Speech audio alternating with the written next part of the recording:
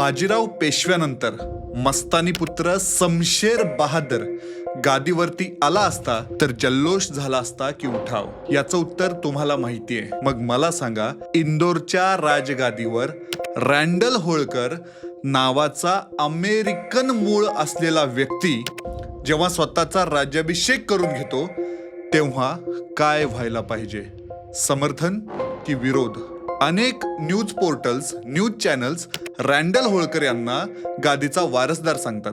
आता त्यांनी राज्याभिषेकही करून घेतलाय, पण केंद्राचे नियम याला मंजुरी देतात का? होळकर राजघराण्याची परंपरा काय सांगते? नेहरूंच्या विषारी राजकारणात होळकरांचा वटवृक्ष कसा तग धरून राहिला? उषाराजे मल्होत्रा ज्या दुसऱ्या यशवंतरावांच्या कन्या होत्या, त्यांना उत्तराधिकारी नेमण्याचा हक्क आहे का?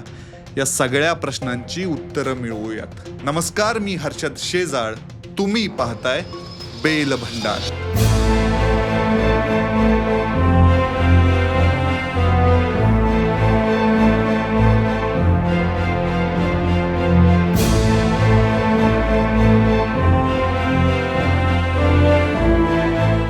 उत्तराधिकारी कोण होणार? या एका प्रश्नामुळं रामायण घडलं, महाभारत पार पडलं.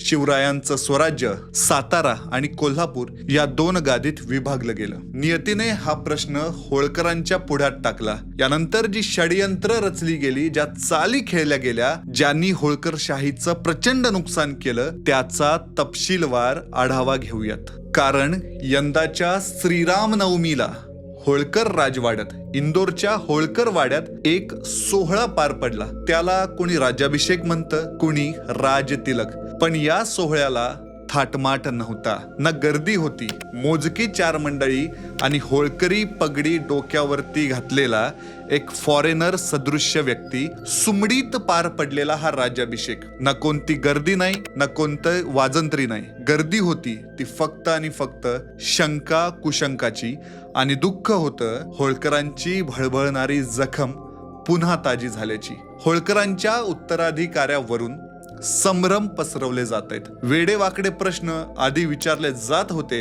आता होळकरांच्या गादीवरच प्रश्नचिन्ह निर्माण होते. तेव्हा मला गरज वाटते सत्य मांडण्याची. मला हेवेदावे आणि वादविवाद पुढे आणायचे नाहीत. मात्र असत्याचं ग्रहण वास्तव गिळत असेल तर मला बोलणं भाग आहे. सुरुवात होते 1932ला. सुभेदार मल्हारराव होळकर माळवा जिंकतात. होळकरशाहीची इंदोरात स्थापना होते. 1732 ते 1948 या 215 वर्षांच्या कालखंडात 14 राज्यकर्ते होळकरांच्या गादीवर आले. तोपर्यंत सगळं ठीक होतं. खरा वाद पेटला शेवटच्या आणि 15व्या उत्तराधिकाऱ्यावरून. 1947ला भारत स्वतंत्र झाला. संस्थानं भारतात सामील होऊ लागली. हे एक संक्रमणाचा काळ होता. राजेशाही जात होती आणि लोकशाही येत होती. या एकूण प्रक्रियेत होळकरांच्या तेजस्वी इतिहासाला एक ग्रहण लागलं. स्पष्ट शब्दात सांगायचं तर होळकरशाही विकून संपवली जाईल अशा पद्धतीचे प्रयत्न झाले. या सर्व घटनांची कुंडली आता आपण मांडायला बसलोय. हा विषय मी कधीच काढणार नव्हतो, पण रँडल होळकरांचा राजतिलक पाहिला आणि मनातल्या अस्वस्थतेचा स्फोट झाला. खोटं वेगानं पसरतं, मात्र आता खरं सांगायची वेळ आली. कागदपत्रांचा आधार, संसदेतल्या डिबेट्स, भारत सरकारचे करार, पेपरमधील प्रकाशित बातम्या आणि न्यायालयीन निकाल, या सगळ्यांचा आधार घेऊन वास्तव मांडूया. वर्ष होतं 1947. भारत स्वतंत्र झाला. होळकर संस्थान राजी खुशीनं मोठ्या जल्लोषात स्वतंत्र भारताचा हिस्सा झालं. एका बाजूला फटाके, पताके आणि मिठाया, आणि दुसऱ्या बाजूला होळकर सरदार मंडळींपासून सामान्य जनतेच्या कपाळावर आठ्या. प्रश्न होता, पुढचा उत्तराधिकारी कोण? तेव्हा यशवंतराव होळकर द्वितीय गादीवरती होते. ज्या यशवंतरावांनी इंग्रजांसोबत लढा दिला, इंग्रजांचं पाणीपत केलं, नेपोलियन बोनापार्टचा पराभव करणारा अधिकारी जेव्हा भारतात आला तेव्हा त्याला माळव्याची मूठभर माती चारली. परकीय सत्तांपासून भारत स्वतंत्र राहिला पाहिजे असं स्वप्न ज्यांनी बघितलं, त्या यशवंतरावांचे हे वारस दुसरे यशवंतराव हे आधी आपण साफ करून घेतलं पाहिजे. ज्या पहिल्या यशवंतरावांनी परकीय, विदेशी, फॉरेनर मुक्त भारत असं स्वप्न बघितलं, त्यांच्याच कुळातल्या दुसऱ्या यशवंतरावांच्या नावानं एक फॉरेनर गादीवरती बसलाय, या सगळ्या प्रकारावरती आपण सध्या प्रकाश टाकतोय. तर दुसरे यशवंतराव होळकर गादीवरती होते. त्यांची एकूण 3 लग्न झाली होती आणि एक पुरुष उत्तराधिकारी होता. आता तुम्ही म्हणाल की उत्तराधिकाऱ्याचा प्रश्न सुटला, पुरुष वारस आहे म्हणजे उत्तराधिकारी मिळाला. पण गोष्ट वाटते तितकी सोपी नाही. या 3 विवाहांमध्ये एक विशेषता होती, ती आपण पुढे उलगडूयात.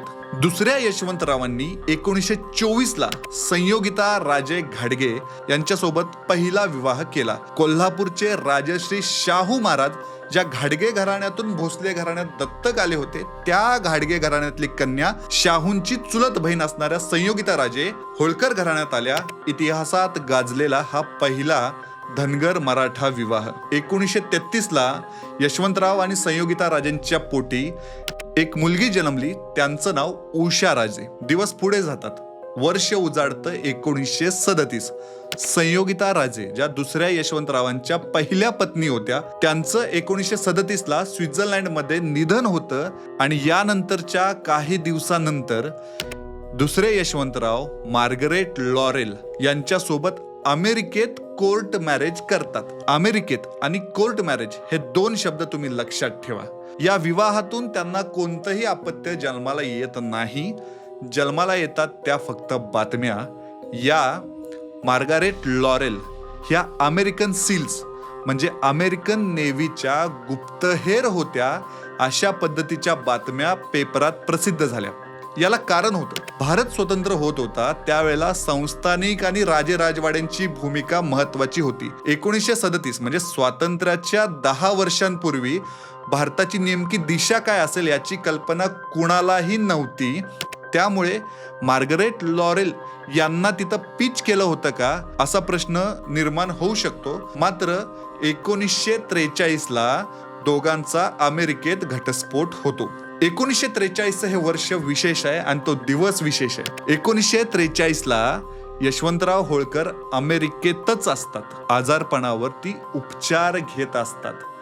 त्यावेळेला यशवंतरावांवरती जी नर्स उपचार करत होती तिचं नाव युफेमिया फे.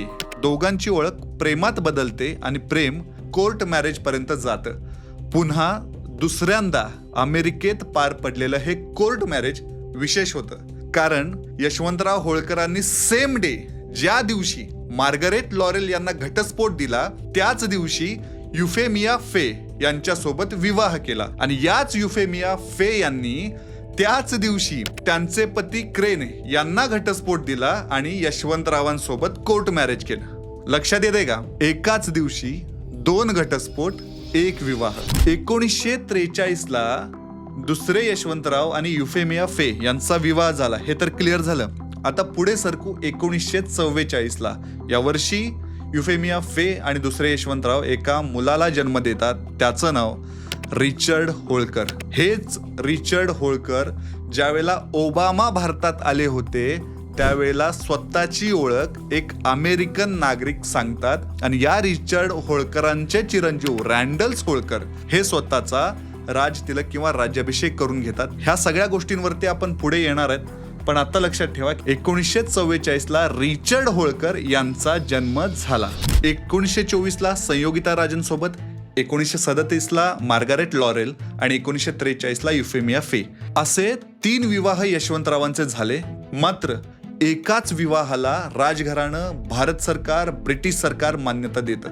कारण लॉरेल आणि फे यांच्या सोबत जो विवाह झाला तो अमेरिकेत झाला, परकीय पद्धतीने झाला. शिवाय त्यांच्या दोन्ही पत्नी ह्या ख्रिश्चन होत्या. आता तुम्ही उलटा प्रश्न विचाराल, एखाद्या राजानं मॉडर्न विचार केला, परदेशातील पत्नीशी विवाह केला, परधर्मातील व्यक्तीशी विवाह केला, तर याच्यात गैर काय? हा विवाह गैर लागू का ठरवायचा? चला आता या प्रश्नाचं सुद्धा उत्तर मिळवू. 1937ला भारत जास्त मॉडर्न होतं की ब्रिटन? तुम्ही म्हणाल ब्रिटन, बरोबर ना? तर 1937ला ब्रिटनचा राजा 8वा एडवर्ड यांनी अमेरिकेतील एका घटस्फोटित महिला वॉलिस सिम्पसन यांच्याशी विवाह केला. तेव्हा चर्च ऑफ इंग्लंड म्हणालं की हे लग्न आम्हाला मान्य नाही. तुम्हाला जर हे लग्न हवं असेल, लग्न टिकवायचं असेल, तर तुम्हाला सिंहासन सोडावं लागेल. एडवर्डनं राजगादी सिंहासन सोडलं आणि त्याचा भाऊ 6वा जॉर्ज राजा झाला. आता यशवंतरावांकडे परत येऊ. यशवंतरावांनी राजगादी सोडावी अशी मागणी कुणीही केली नाही. प्रश्न होता, या विवाहातून जन्माला आलेल्या अपत्याला उत्तराधिकारी कन्सिडर करायचं का? कारण यशवंतरावांचं पहिलं लग्न जे झालं होतं, संयोगिता राजे, या लग्नातून फक्त एक अपत्य जन्माला आलं होतं आणि त्या एक महिला होत्या. त्याच्यामुळं पुरुष उत्तराधिकारी युफेमिया फे यांच्याकडून मिळत असेल तर हा वारसदार का नको, हा उत्तराधिकारी का नको, अशा प्रकारची शंका तुम्ही घेऊ शकता. पण तेव्हा यशवंतरावांनी एक वाक्य लिहिलं होतं आणि हे लिखित स्वरूपात उपलब्ध आहे. मी माझ्या वैयक्तिक सुख समाधानासाठी लग्न करतोय. या विवाहातून जन्माला येणाऱ्या संततीनं राजगादीवरती हक्क सांगता येणार नाही, असं स्वतः यशवंतराव होळकर द्वितीय सांगतायत. शिवाय या रिचर्ड होळकरांचा क्लेम संपवण्यात त्यांच्या मातोश्री युफेमिया फे यांचं सुद्धा योगदान मोठं आहे बरं का. कारण 1960ला युफेमिया फे यांनी घटस्फोट घेतला. त्या अमेरिकेला परत निघून गेल्या आणि अमेरिकेत होळकरांची जी करोडोंची इस्टेट होती ती त्यांच्या नावे दिली. यशवंतरावांनी अमेरिकेतली जी दोन्ही लग्न झाली होती त्या दोन्ही पत्नींना एक मोठा प्रॉपर्टीचा चंक अमेरिकेत दिला होता. त्यामुळं ना की लॉरेल यांना आणि ना की युफेमिया फे यांना कोणालाच वाऱ्यावरती सोडण्यात आलं नव्हतं. 1960ला युफेमिया फे जेव्हा अमेरिकेला परतल्या तेव्हा त्या रिचर्ड होळकर यांना अमेरिकेत परत घेऊन गेल्या. रिचर्ड होळकर हे अमेरिकेतच लहानाचे मोठे झाले आणि त्यामुळेच त्यांना अमेरिकेची नागरिकता मिळाली. सरदार मंडळींना यशवंतरावांनी विदेशात जी 2 लग्न केली त्याच्यावरती आक्षेप असण्याचं एक मोठं आणि महत्वाचं कारण होतं. कारण एखादा राजा ज्या वेळेला लग्न करतो तेव्हा हा लग्नाचा निर्णय त्याच्या वैयक्तिक आयुष्यापुरता मर्यादित नसतो. संबंधित राज्याचं भविष्य आणि भवितव्य या विवाहांमुळे आणि या लग्नांमुळे निश्चित होत असतात. त्यामुळे यशवंतरावांनी जी 2 विदेशात लग्न केली आणि दोन्ही घटस्फोट हे विदेशात घेतले, त्यामुळं त्याचा भारताशी संबंध नव्हता. राजघराण्यात ज्या पद्धतीचे विवाह व्हायचे त्या पद्धतीशी संबंध नव्हता. त्यामुळे ह्या पद्धतीची लग्न ना भारत सरकारने मान्य केली ना ब्रिटिश राजने मान्य केली. आता तुम्हाला हे क्लिअर झालं असेल की रिचर्ड होळकरांचा क्लेम कसा निकाली निघाला. तो विषय बाजूला ठेवू. आता उत्तराधिकारी नेमण्याचे दुसरे 2 पर्याय कोणते होते ते पाहू. पहिला पर्याय होता वारस दत्तक घेणं आणि दुसरा पर्याय उषाराजेंना उत्तराधिकारी नेमणं. हे दोन्ही पर्याय आपण सविस्तर पद्धतीने पाहूयात. संस्थानिक जेव्हा भारतात सामील झाले तेव्हा एक करार झाला होता. या करारांमध्ये स्पष्ट शब्दात लिहिलं होतं की उत्तराधिकारी नेमण्याचे निर्णय राजघराणी आपापल्या परंपरेनुसार घेतील. उत्तराधिकारी नेमण्याची पात्रता पुढील शब्दात सांगण्यात आली होती: primogeniture by lawfully wedded Hindu wife, म्हणजे हिंदू क्षत्रिय कुळातल्या पत्नीपासून जे अपत्य जो वारस जन्माला येईल त्यालाच राजगादीवरती बसता येईल. त्यामुळं इथं ख्रिश्चन पत्नीपासून विदेशात जन्मलेल्या मुलांचा क्लेम संपतो. हे मी परत रिपीट एकदा सांगतोय. शिवाय यशवंतरावांच्या बाबतीत हिंदू क्षत्रिय कुळातील पत्नी या फक्त संयोगिता राजे होत्या आणि त्यांनी एका कन्येला जन्म दिला होता. त्यामुळं महिला उत्तराधिकारी नेमावी का असा प्रश्न निर्माण झाला होता. त्याबद्दल सविस्तर चर्चा आणि मोठी घुसळण झाली होती. ते आपण पुढे पाहणार आहोत. पहिल्यांदा पाहू की वारस दत्तक घेऊन कशा पद्धतीनं उत्तराधिकारी नेमता येतो.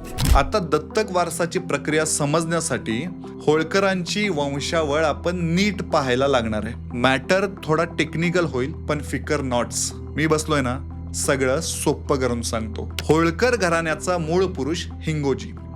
त्यांना 2 मुलं, एक खंडोजी, दुसरे जिवाजी. खंडोजींच्या पोटी मल्हाररावांचा जन्म झाला. मल्हाररावांचे चिरंजीव अहिल्यापती खंडेराव. कुंभेरीच्या मैदानात 1754ला खंडेराव धारातीर्थी पडले. अहिल्यादेवींनी पुत्र मालेराव यांना गादीवर बसवलं, पण आजारपणामुळे मालेराव 1767लाच अल्पवयात मृत्यू पावले. मल्हाररावांचं निधन 1766ला आधीच झालं होतं. म्हणजे मल्हारराव गेले, खंडेराव गेले आणि अहिल्यादेवींचा जो पुत्र होता मालेराव याचंही निधन झालं. दुर्दैवानं मल्हाररावांची जी ब्लड लाईन, जी रक्तरेषा होती ती इथंच थांबली. या परिस्थितीत पिक्चरमध्ये येतं जिवाजीरावांचं कुळ. मल्हाररावांचे चुलते जिवाजी यांचं महत्त्व होळकरशाहीत खूप मोठं आहे. ते मल्हाररावांसोबत उत्तरेत गेले, प्रत्येक मोहिमेत लढले, होळकरशाहीची दौलत रक्तानं घामानं वाढवली. जेव्हा जेव्हा होळकरशाहीत वारसदाराचा प्रश्न गहन झाला तेव्हा जिवाजीरावांच्या कुळातला पात्र व्यक्तीच होळकरशाहीच्या गादीवरती बसला. उदाहरण, मल्हाररावांची रक्तरेषा जेव्हा मालेरावांच्या पुढे गेली नाही, थांबली, तेव्हा जिवाजीरावांचे नातू तुकोजीराव होळकर दत्तक आले. हा पॅटर्न पुढे सुरूच राहिला. तुकोजीरावांनंतर मार्तंडराव जिवाजींच्या कुळातून दत्तक आले. पुन्हा खंडेराव दत्तक आले. जेव्हा होळकरशाहीत वारस नेमायचा असतो तर जिवाजींच्याच कुळातला एक वारस दत्तक घ्यायचा आणि गादीवरती बसवायचा. असं केलं असतं तरी प्रकरण मिटलं असतं.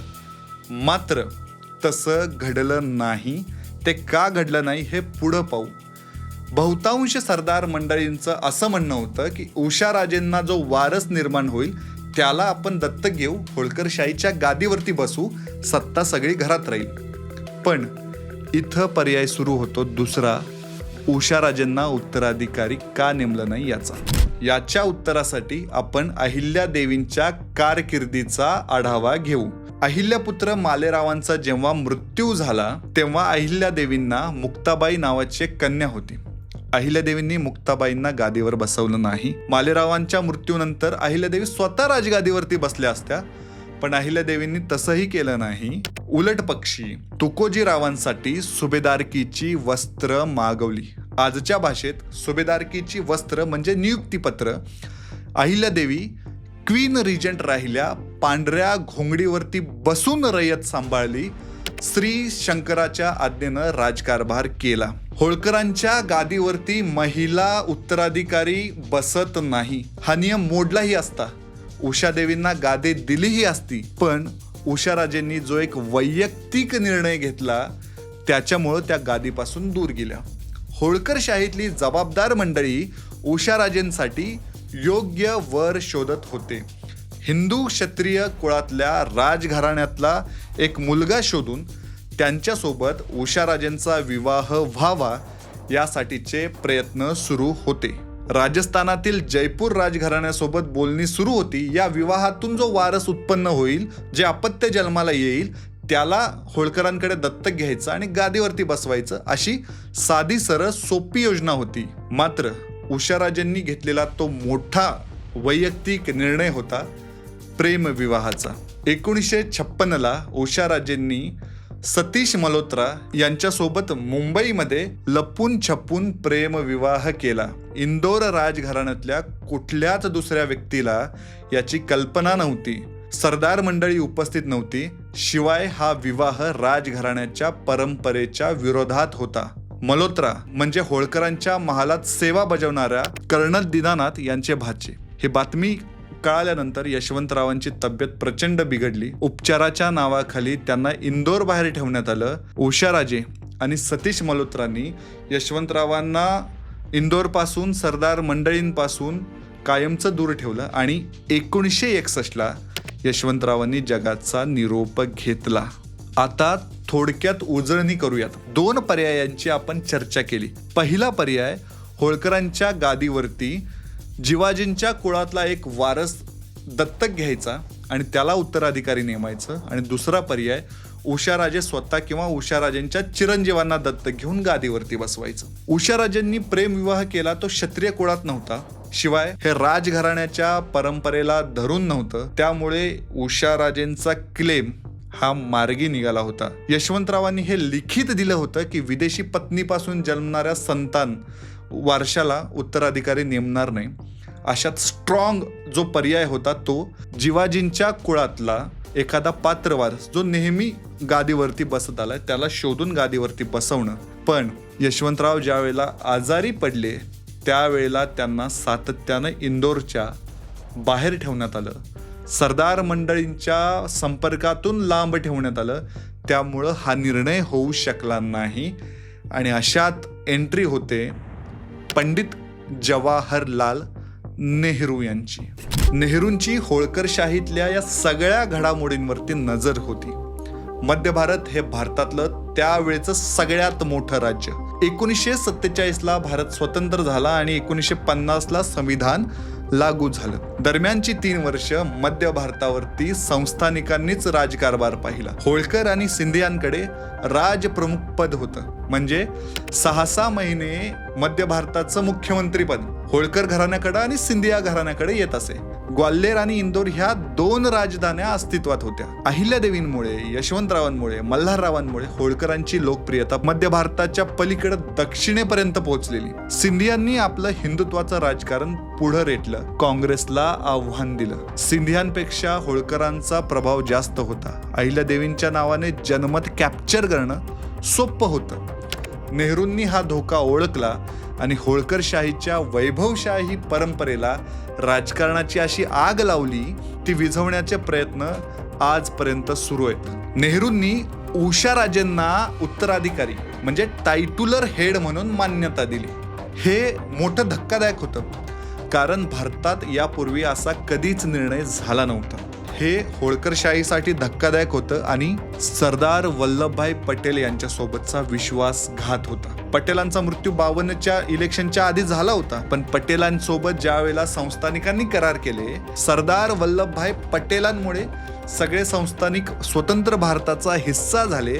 त्यावेळेला पटेलांनी जो निर्णय घेतला होता की उत्तराधिकारी नेमण्याची पद्धती ही राजघराण्याच्या परंपरेनुसार असेल, त्याला छेद देत, त्याला सुरुंग लावत उषाराजेंना टायटुलर हेड म्हणून मान्यता दिली. पण हा फक्त अपवाद होता. उषाराजे उत्तराधिकारी बनल्या पण त्यांच्यावरती अनेक मर्यादा होत्या. त्या नाममात्र उत्तराधिकारी होत्या. त्यांना ना संपत्ती विकण्याचा अधिकार होता ना पुढचा उत्तराधिकारी नेमण्याचा अधिकार होता. मी पुन्हा रिपीट करतो, उषाराजेंना ना संपत्ती विकण्याचा अधिकार होता ना पुढचा वारस ठरवण्याचा. ह्या दोन्ही अटींना उषाराजेंनी धाब्यावरती बसवलं. 1960ला संसदेत उषाराजेंच्या नेमणुकीबद्दल डिबेट झाली. तेव्हा लाल बहादूर शास्त्रींनी स्पष्ट सांगितलं उषाराजेंची उत्तराधिकारी म्हणून जी नियुक्ती झालीय ती अपवाद म्हणून झालीय. इतर संस्थानिकांना हा नियम लागू होणार नाही. या अपवादाच्या नियमामुळं होळकरशाहीचा गळा कापला गेला. याच अपवादाच्या नियमामुळं कोर्ट कचऱ्या, केसेस सुरू झाल्या आणि होळकरशाही कमजोर होत गेली. ती ना राजकारणात मोठी झाली ना सामाजिक पातळ्यांवरती मोठी झाली. याच अपवादाची आपण चर्चा करतोय. त्याला छेद दिला कोल्हापूरने. म्हणजे होळकरशाहीवरती फक्त आणि फक्त अन्याय करण्यासाठी ही चाल कशी खेळली होती हे समजायचं असेल तर कोल्हापुराकडे जाऊ. कोल्हापूरमध्ये समकालीन उषाराजेंच्या उत्तराधिकारी नेमणुकीच्या वेळी जो वाद सुरू होता तशीच लढाई कोल्हापूरमध्ये सुरू होती. राजश्री शाहू महाराज आरक्षणाचे जनक, त्यांची नात पद्माराजे ज्या गादीवरती क्लेम करत होत्या आणि सध्याचे कोल्हापूरचे खासदार शाहू छत्रपती यांना दत्तक घेण्याचा निर्णय छत्रपती घराण्यानं केला होता. पेच मोठा होता. शाहूंची नात गादीवरती बसवायची की दत्तक वारसाला, दत्तक पुरुष वारसदाराला गादी द्यायची. त्यावेळेला पद्माराजे यांचा क्लेम संपला आणि जे शाहू दत्तक आले होते त्यांनाच गादी देण्यात आली.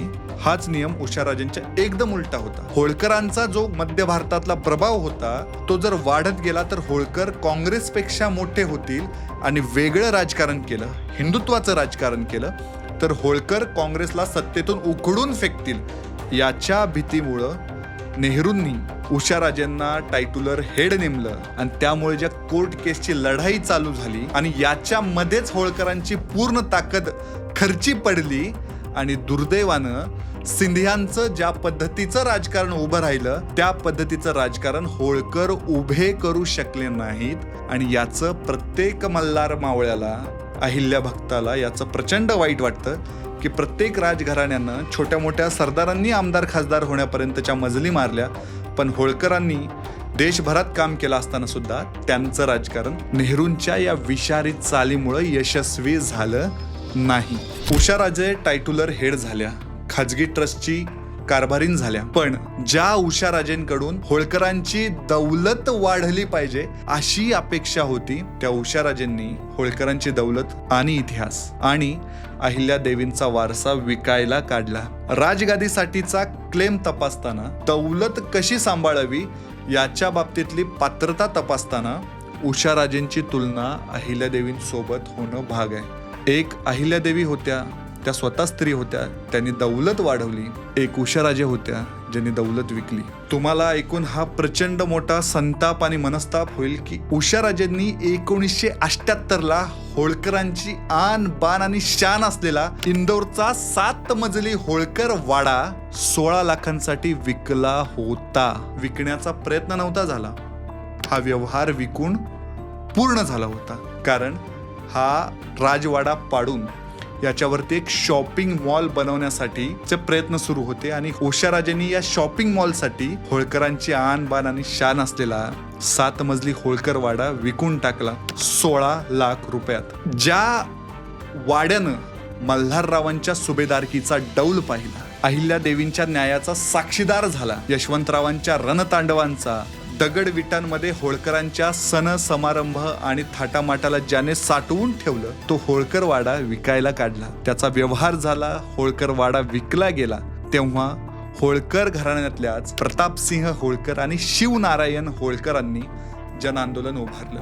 वाडा विकणारे आणि विकत घेणारे दोघांना वाड्यात कोंबू आणि वाडा पेटवून देऊ, पण वाडा विकू देणार नाही अशी भूमिका घेतली. हे आंदोलन इतकं मोठं झालं की तत्कालीन मुख्यमंत्री श्यामचरण शुक्ल यांच्यापर्यंत हा आवाज पोहोचला. मुख्यमंत्र्यांनी हस्तक्षेप केला, विकलेल्या वाड्याचा व्यवहार रद्द केला. हा वाडा शासनानं ताब्यात घेतला. अन्यथा होळकरांवर प्रेम करणाऱ्या वाड्याच्या जागी फक्त शॉपिंग मॉल दिसला असता आणि या शॉपिंग मॉल मध्ये कशी न बशी फालतू दुकानं. ही विक्रीची मालिका इथंच थांबली नाही. अयोध्येतील होळकरांची जागा, हरिद्वारचा घाट, रामेश्वरचा घाट, पुण्यातली तुकोजीराव होळकरांची समाधी, जेजुरीतली मल्हारराव होळकरांची समाधी म्हणजे मल्हार गौतमेश्वर मंदिर हे सुद्धा विकलं. तोफा, पॅलेस मधलं अँटिक फर्निचर आणि बरंच काही. महिला असून गादीवरती का बसता येत नाही या मुद्द्याची आपण चर्चा करत होतो तेव्हा उषाराजेंची तुलना आपण अहिल्यादेवींची केली. पण ज्या अहिल्यादेवींनी दौलत उभारली, देश उभारला, मंदिरं, घाट, रस्ते बांधले, त्या एक महिला शासक होत्या ज्यांनी होळकरशाहीचं वैभव वाढवलं. आणि या उषाराजे एक महिला शासक आहेत ज्यांनी होळकरशाहीला जवळपास लिलावात काढलं. अशा वारसाला काय म्हणावं. आणि याच उषाराजेंचं नाव घेऊन श्रीराम नवमीच्या पवित्र दिवशी 26 मार्च 2026ला इंदोरच्या होळकर राजवाड्यात, जो राजवाडा त्यांनी विकायला काढला होता, तिथे एक स्टंट झाला राज्याभिषेकाचा. उषाराजेंना उत्तराधिकारी नेमण्याचा अधिकारच नाही हे स्वतः नेहरूंनी, लाल बहादूर शास्त्रींनी आणि पंतप्रधान मोदींनी सांगितलंय. क्योंकि होलकर के जो राजा थे उनको 2 पत्नी थी, एक हिंदुस्तानी एक विदेशी. अब उनकी इच्छा ये थी जो विदेशी पत्नी का बेटा था वो होलकर रियासत का वारिस बने, राजा बने. पंडित नेहरू ने अपने हस्ताक्षर से निर्णय दिया हुआ है, पंडित नेहरू की सरकार ने निर्णय दिया हुआ है कि होलकर परिवार का वारिस हिंदुस्तानी महिला की कुख से जो बेटा पैदा हुआ है वही होगा, विदेशी कुख से पैदा हुआ बेटा होलकर रियासत का वारिस नहीं होगा. ये पंडित नेहरू ने भी तय किया हुआ है. तो आज वो बदल करने की आवश्यकता क्या है. तरी याच उषाराजेंचा दाखला देत अमेरिकन नागरिकत्व असलेला एक व्यक्ती होळकरांच्या गादीवरती बसतो. नियतीने होळकर राजघराण्यासोबत केलेला विनोद बघा. ज्या पहिल्या यशवंतरावांनी परकीय राज्य भारतावरती नको म्हणून चंग बांधला, संपूर्ण भारतभर मोहिमा काढल्या. इंग्रज म्हणत होते भारताच्या नकाशावरती बोट फिरवा पाहिजे तेवढं राज्य मागा, आम्ही देतो, पण आमच्या सोबत लढू नका. अशा परिस्थितीत सुद्धा यशवंतराव लढले. यशवंतरावांनी निखाराचा लढा दिला आणि रणभूमीवरती आपले प्राण सोडले. परकीय भारत भूमीवरती नको पासून सुरू झालेली लढाई, परकीय व्यक्ती राजगादीवरती आला, राज्याभिषेक करून घेतो, इथपर्यंत पोहोचली आहे. हे किती मोठं प्रचंड दुर्दैव आहे. ज्या अमेरिकन फौजा यशवंतरावांना 3 टाइम सलामी द्यायच्या, ज्या यशवंतरावांच्या हाताखाली या अमेरिकन फौजा काम करायच्या, त्याच अमेरिकेतला एक व्यक्ती होळकरांच्या गादीवरती बसलाय. याच्यावरती हसावं की रडावं काहीच कळत नाही. ज्या होळकरांनी सबंध भारताचा उद्धार केला, धर्माचा जीर्णोद्धार केला, ज्या यशवंतरावांनी इंग्रजांना बाहेर काढण्यासाठी आयुष्य पणाला लावलं, त्याच पवित्र गादीवरती एक अमेरिकन मूळ असलेला व्यक्ती अधिकार सांगतोय. ज्यांना सार्वभौमत्व कळतं, ज्यांना स्वराज्य कळतं, त्या कळत्या आणि जाणत्या माणसांना हे पटणार आहे का? याचं उत्तर तुम्ही कमेंटमध्ये नक्की द्या. होळकरशाहीचं वैभव, प्रॉपर्टी आणि इतिहास विकायला काढणाऱ्यांना सहकार्य करणं थांबणार आहे का? आता याचं उत्तर मला तुमच्याकडून अपेक्षित आहे. शेवटी इतकंच सांगेन की होळकरशाहीचा वारसा रक्तानं सिद्ध होत नाही, तो कर्तृत्वानं सिद्ध होतो. परंपरा जपणारा उत्तराधिकारी हवाय, प्रतिष्ठा आणि इतिहास विकणारा नाही. हा व्हिडिओ तुम्हाला कसा वाटला हे कमेंट करून नक्की सांगा. लाईक, शेअर आणि सबस्क्राईब करा. आणि पुढच्या भागामध्ये उषाराजेंच्या विरोधात जी कोर्टात लढाई झाली त्याचा इतिहास मांडतोय, तो नक्की बघा. धन्यवाद.